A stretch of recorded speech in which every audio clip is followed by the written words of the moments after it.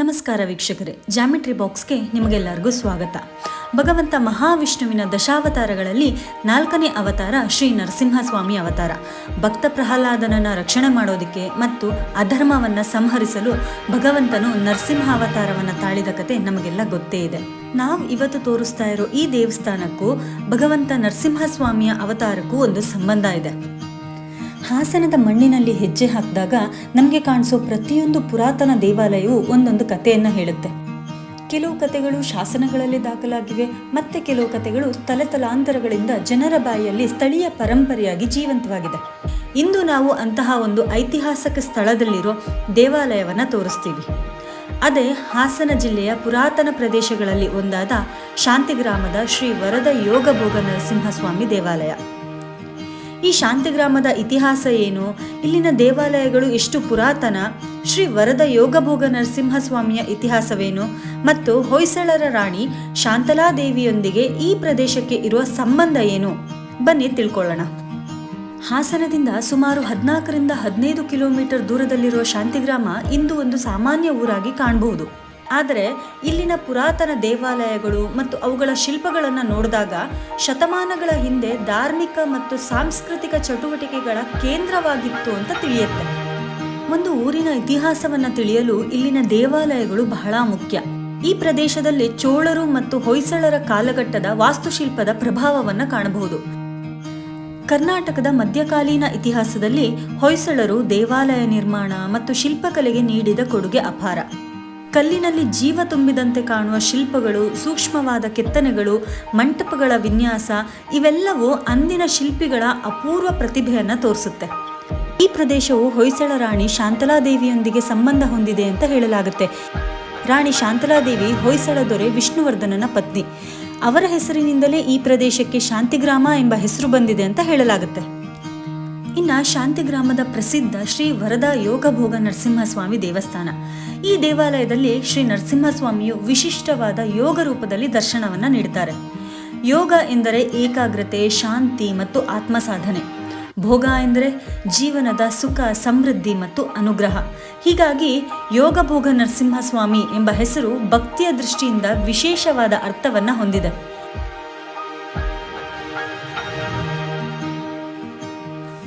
ಸಾಮಾನ್ಯವಾಗಿ ಎಲ್ಲ ವಿಷ್ಣು ರೂಪಿ ದೇವಸ್ಥಾನಗಳಲ್ಲಿ ನಾವು ಬಲಗೈಯಲ್ಲಿ ಚಕ್ರ, ಎಡಗೈಯಲ್ಲಿ ಶಂಖವಿರುವ ಮೂರ್ತಿಯನ್ನು ನೋಡ್ತೀವಿ. ಆದರೆ ವಿಶೇಷವಾಗಿ ಈ ದೇವಸ್ಥಾನದಲ್ಲಿ ನರಸಿಂಹಸ್ವಾಮಿಯ ಬಲಗೈಯಲ್ಲಿ ಶಂಖ ಹಾಗೂ ಎಡಗೈಯಲ್ಲಿ ಚಕ್ರವನ್ನು ನೋಡಬಹುದು.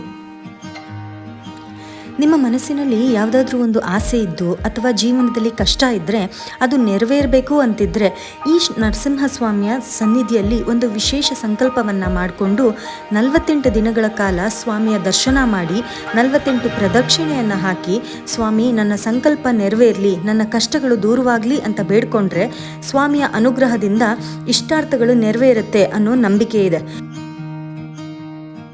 ಈ ದೇವಸ್ಥಾನದಲ್ಲಿ ಪ್ರತಿ ಮಂಗಳವಾರ ನರಸಿಂಹಸ್ವಾಮಿಗೆ ವಿಶೇಷವಾದ ಅಲಂಕಾರ, ಅಭಿಷೇಕ, ವಿಶೇಷ ಪೂಜೆಗಳನ್ನ ನಡೆಸಲಾಗುತ್ತೆ.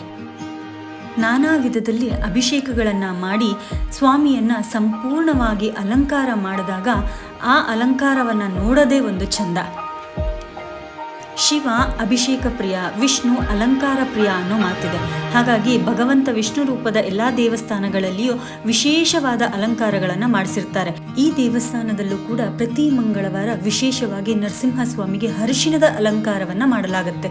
ನರಸಿಂಹಸ್ವಾಮಿ ಅಂದ ತಕ್ಷಣ ನಮ್ಮ ಕಣ್ಣ ಮುಂದೆ ಬರೋದು ಉಗ್ರವಾದ ರೂಪ.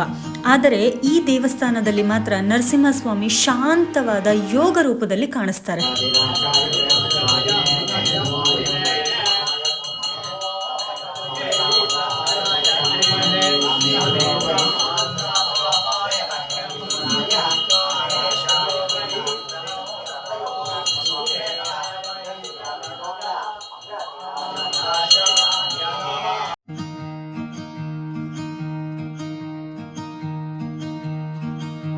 ಈ ದೇವಸ್ಥಾನದ ಬಗ್ಗೆ ಇನ್ನೂ ಹೆಚ್ಚಿನ ಮಾಹಿತಿಯನ್ನ ಇಲ್ಲಿನ ಅರ್ಚಕರನ್ನ ಕೇಳಿ ತಿಳ್ಕೊಳ್ಳೋಣ. ಸ್ವಾಮಿ ಶ್ರೀ ಲಕ್ಷ್ಮೀ ವರದ ಯೋಗ ಭೋಗ ನರಸಿಂಹ ಅಂತ ಹೇಳಿ ಎಲ್ಲ ಕಡೆ ಸ್ವಾಮಿ ತೊಡೆ ಮೇಲೆ ಲಕ್ಷ್ಮೀ ಕೂತಿರ್ತಾರೆ. ಇಲ್ಲಿ ತೊಡೆ ಮೇಲೆ ಕೂತಿಲ್ಲ, ಕೈ ಕೆಳಗಡೆ ಬಲಗಡೆಗೆ ಚಿಕ್ಕ ಶ್ರೀದೇವಿ, ಎಡಗಡೆ ಚಿಕ್ಕ ಭೂದೇವಿ, ಕೈ ಕೆಳಗಡೆ ಆ ಕಡೆ ಶ್ರೀದೇವಿ ಭೂದೇವಿ, ಕೈ ಕೆಳಗಡೆ ಶ್ರೀ ಲಕ್ಷ್ಮೀ ಅಂತ ಹೇಳೋದು. ವರದ ಅಂತಂದ್ರೆ ಎಲ್ಲಾ ವಿಷ್ಣುದೇವರಿಗೂ ಬಲಗೈಲಿ ಚಕ್ರ ಸಂಹಾರ ಮಾಡೋದು. ಒಂದೇ ಕಡೆ ಸ್ವಾಮಿ ನರಸಿಂಹದೇವರಿಗೆ ಬಲಗೈ ಶಂಕರ ಎಡಗೈ ಚಕ್ರ ಇದೆ. ಇಲ್ಲಿ ಬಿಟ್ರೆ ಸ್ವಾಮಿಗೆ ನರಸಿಂಹದೇವರಿಗೆ ಬಲಗೈ ಶಂಕರ ನೋಡಕ್ಕೆ ಸಾಧ್ಯ ಇಲ್ಲ. ಬಲಗೈ ಶಂಕರ ಅಂದ್ರೆ ವರವಾಗಿ ಕೊಡೋದು ಅಭ್ಯಾಸ ಬಲಗೈಲಿ. ಯೋಗ ಮುದ್ರೆ ಬದಲಿಗೆ ಯೋಗ ಅಂತ ಹೇಳೋದು. ಯೋಗ ಅಂತ ಹೇಳಿದ್ರೆ ಏನೇ ಸಮಸ್ಯೆ ಇರೋರು ಬೆಳಗಿನ ಬಂದು ಮಕ್ಕಳಿಗೆ ಹರಕೆ ಮಾಡ್ಕೊಂಡು ಗಡಿಗೊಂಬ ಸೇರಿಸಿ ಪ್ರಾಕಾರ ಸುತ್ತ 48 ಅಂದ್ರೆ ಮಂಡಲ ಪರೀಕ್ಷೆ ಮಾಡ್ಕೊಂಡು ಹರಕೆ ಮಾಡ್ಕೊಂಡು ಹೋಗ್ತಾರೆ. ಅವ್ರು ಇಷ್ಟಾರ್ಥ ಮೇಲೆ ಸ್ವಾಮಿಗೆ ಒಂದು ಅಭಿಷೇಕ ಮಾಡಿಸಿ ಅವ್ರ ಕೈಯಲ್ಲಿ ಭೋಗ ಪ್ರಸಾದ ಮಾಡಿಸ್ತಾರೆ. ಭೋಗ ನರಸಿಂಹ ಮಾಡ್ಬಿಟ್ಟು ಶ್ರೀ ಲಕ್ಷ್ಮೀ ವರದ ಯೋಗ ಭೋಗ ನರಸಿಂಹ ಅಂತ ಹೇಳಿ ಇದೊಂದು ಮೈಸೂರು ಕಾಲದ ದೇವಸ್ಥಾನ. ಇದು 900 ವರ್ಷಕ್ಕಿಂತ ಹಳೆ ದೇವಸ್ಥಾನ. ಮತ್ತೆ ಹೊರಗಡೆ ಮೇಲ್ಚಾವಣಿಯಲ್ಲಿ ನವನರಸಿಂಹ ಇದ್ದಾರೆ. ಇದು ಆಂಧ್ರ ಪ್ರದೇಶ ಕಡಪ ಜಿಲ್ಲೆಯಲ್ಲಿ ಅಹೋಬಲ್ ಅಂತ ಹೋಗಿದೆ. ಅಹೋಬಲ್ನಲ್ಲಿ 9 ನರಸಿಂಹರು 9 ಬೆಟ್ಟದ ಮೇಲೆ ಸಪರೇಟಾಗಿದ್ದಾರೆ. ಆ 9 ನರಸಿಂಹರು ಇಲ್ಲೇ ಕೆತ್ತನೆ ತುಂಬಾ ವಿಶೇಷ. ನವನರಸಿಂಹ ಇರೋದೊಂದು ಸ್ವಾಮಿಗೆ ಇಲ್ಲಿ ಬಲಗೈ ಶಂಕರ ಇರೋದು. ನಮ್ಮ ಹಾಸನ ಜಿಲ್ಲೆಗೆ ಇಷ್ಟು ಚಿಕ್ಕ ಮೂರ್ತಿ ಒಂದೇ ಕಡೆ ಡೈಲಿ ಅಭಿಷೇಕ ಆಗುತ್ತೆ. ಹರಕೆ ಇಟ್ಟರೆ ಬರ್ತಾರೆ. ಮತ್ತೆ ವೈಶಾಖ ಮಾಸ ಸ್ವಾತಿ ನಕ್ಷತ್ರ ಸ್ವಾಮಿಗೆ ವಿಶೇಷವಾಗಿ ಅಲಂಕಾರ ಹೋಮ ನರಸಿಂಹರ ಜಯಂತಿ ಅಂತ ವಿಶೇಷವಾಗಿ ಹೂವಿನ ಅಲಂಕಾರ ಇರುತ್ತೆ, ಉತ್ಸವ ಇರುತ್ತೆ, ಹೋಮ ಇರುತ್ತೆ, ಒಂದೋಗೆಲ್ಲ ಪ್ರಸಾದ ಇರುತ್ತೆ. ಮತ್ತೆ ಪ್ರತಿ ಮಂಗಳವಾರಲ್ಲಿ ತುಂಬಾ ವಿಶೇಷ ನರಸಿಂಹವಾರ ಅಂದ್ಬಿಟ್ಟು ಎಲ್ಲಾ ಕಡೆಯಿಂದ ಬರ್ತಾರೆ. ಅವತ್ತು ವಿಶೇಷವಾಗಿ ಪ್ರಸಾದಗಳೆಲ್ಲ ಎಲ್ಲರೂ ಇದು ಗುಜರಾತ್ ದೇವಸ್ಥಾನ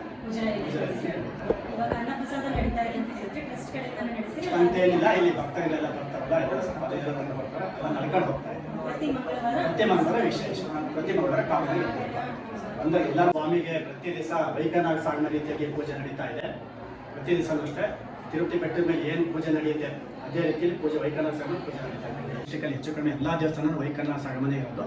ಎಲ್ಲರಿಗೂ ವಿದ್ವತ್ತಾಗಿರುತ್ತೆ. ಮಹಾರಾಜ ಸಮುದ್ರ ಪಾಠಶಾಲೆಯಲ್ಲಿ ವಿದ್ವತ್ತಾಗಿ ಎಲ್ಲ ಅರ್ಚಕರಲ್ಲ ಎಲ್ಲ ದೇವಸ್ಥಾನದಲ್ಲೂ ಇದೆ. ಪ್ರತಿ ಮಂಗಳವಾರ ಸಾವಿರಾರು ಸಂಖ್ಯೆಯಲ್ಲಿ ಭಕ್ತರು ಬಂದು ನರಸಿಂಹಸ್ವಾಮಿಯ ದರ್ಶನವನ್ನ ಪಡೀತಾರೆ. ಹಾಗೆ ಇಲ್ಲಿ ಪ್ರತಿ ಮಂಗಳವಾರ ಅನ್ನದಾಸೋಹದ ವ್ಯವಸ್ಥೆ ಕೂಡ ಇದೆ.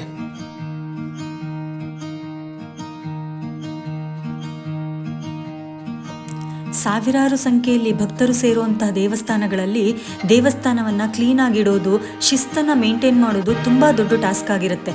ಆದರೆ ಇಲ್ಲಿ ಈ ಟ್ರಸ್ಟ್ನವರು ಅದನ್ನು ತುಂಬ ಅಚ್ಚುಕಟ್ಟಾಗಿ ನಿರ್ವಹಿಸಿದ್ದಾರೆ.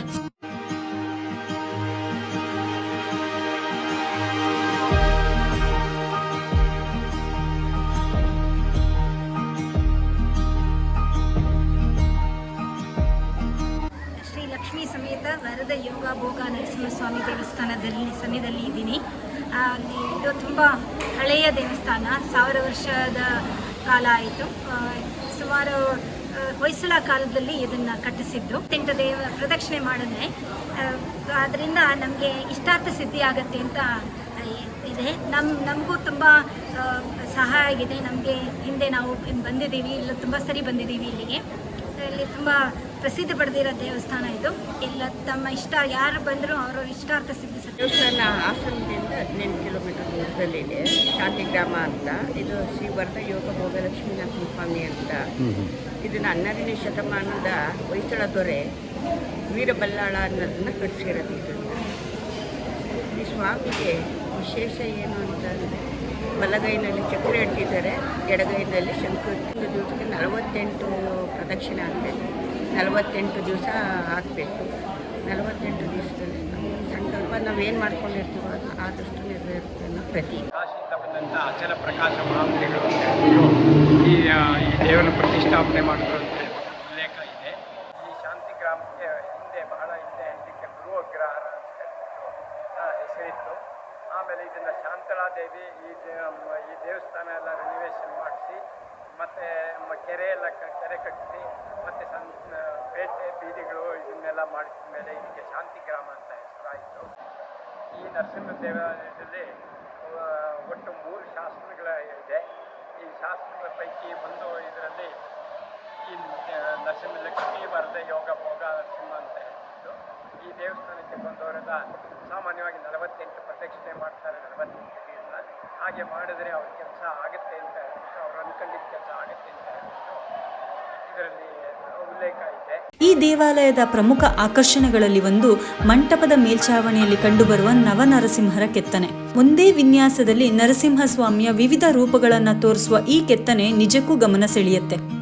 ಪುರಾತನ ದೇವಾಲಯಗಳ ಶಿಲ್ಪಗಳು ಕೇವಲ ಅಲಂಕಾರಕ್ಕಾಗಿ ನಿರ್ಮಿಸಲ್ಪಟ್ಟಿರಲಿಲ್ಲ. ಪ್ರತಿಯೊಂದು ಶಿಲ್ಪಕ್ಕೂ ಧಾರ್ಮಿಕ ಮತ್ತು ಆಧ್ಯಾತ್ಮಿಕ ಅರ್ಥ ಇರ್ತಾ ಇತ್ತು. ಇಂತಹ ಶಿಲ್ಪಗಳನ್ನು ಗಮನಿಸಿದಾಗ ಕಲ್ಲಿನ ಮೇಲೆ ಸೂಕ್ಷ್ಮವಾದ ಕೆತ್ತನೆಗಳನ್ನು ಮಾಡಿದ ನಮ್ಮ ಪೂರ್ವಜರ ಕಲಾ ನೈಪುಣ್ಯ ನಮಗೆ ಅಚ್ಚರಿ ಮೂಡಿಸುತ್ತೆ. ಇತಿಹಾಸ ಕೇವಲ ದೊಡ್ಡ ನಗರಗಳಲ್ಲಿ ಮಾತ್ರ ನಿರ್ಮಾಣ ಆಗಲ್ಲ. ಸಣ್ಣ ಗ್ರಾಮಗಳಲ್ಲಿರುವ ಪುರಾತನ ದೇವಾಲಯಗಳಲ್ಲಿಯೂ ಇತಿಹಾಸದ ದೊಡ್ಡ ಕಥೆಗಳು ಅಡಗಿರುತ್ತೆ. ಇಂತಹ ಸ್ಥಳಗಳಿಗೆ ಭೇಟಿ ನೀಡಿದಾಗ ನಾವು ಕೇವಲ ದೇವರ ದರ್ಶನವನ್ನು ಪಡೆಯಲ್ಲ, ನಮ್ಮ ಪೂರ್ವಜರು ಬಿಟ್ಟು ಹೋದ ಅಮೂಲ್ಯ ಪರಂಪರೆಯನ್ನು ನೋಡ್ತೀವಿ. ಇಂತಹ ಪುರಾತನ ದೇವಾಲಯಗಳು ನಮ್ಮ ಹೆಮ್ಮೆ. ಇವುಗಳನ್ನು ಸಂರಕ್ಷಿಸುವ ಜವಾಬ್ದಾರಿ ನಮ್ಮೆಲ್ಲರ ಮೇಲಿದೆ.